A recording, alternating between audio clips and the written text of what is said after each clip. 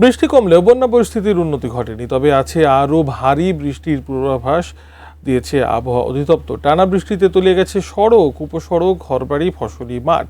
টেকনাফ কক্সবাজার মহাসড়কের চেইন্দা থেকে বিস্তারিত জানিয়েছেন কক্সবাজার প্রতিনিধি অর্পণ বড়ুয়া। ভারী বর্ষণে কক্সবাজার জেলায় বন্যা পরিস্থিতির অবনতি ঘটেছে। ঠিক এই মুহূর্তে আমি রয়েছি টেকনাফ কক্সবাজার মহাসড়কে রামু উপজেলায় অবস্থিত। এই সড়কটি বন্যার পানিতে ইতিমধ্যে ডুবন্ত অবস্থায় আমরা দেখতে পাচ্ছি। এখানে সড়ক যোগাযোগ ব্যবস্থা ভেঙে পড়েছে বিভিন্ন জায়গায়। বিশেষ করে জেলার 60 থেকে 70% অঞ্চল, নিম্নাঞ্চল ইতিমধ্যে পানির নিচে তলিয়ে গিয়েছে, যার কারণে যোগাযোগ ব্যবস্থার বিপর্যয় ঘটেছে। চিংড়ি ঘের এবং মৎস্য ঘের থেকে শুরু করে ফসলি জমি ইতিমধ্যে আসলে পানির নিচে তলিয়ে যাওয়ার কারণে মানুষের দুর্ভোগ বেড়েছে।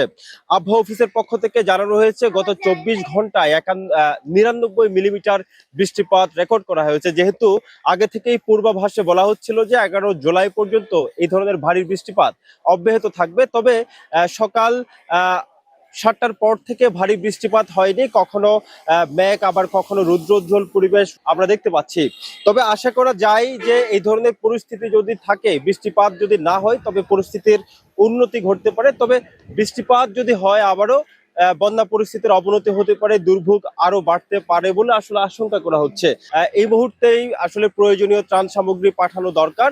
পাশাপাশি একেবারেই পানি বন্দী যারা রয়েছে তাদেরকে উদ্ধার করে আশ্রয় কেন্দ্রে নিয়ে যাওয়া উচিত বলে মনে করছেন কক্সবাজারের সচেতন মহল। কক্সবাজারের টেকনাফ কক্সবাজার মহাসড়কের চেন্দা থেকে এটুকুই ছিল এখানকার সবশেষ।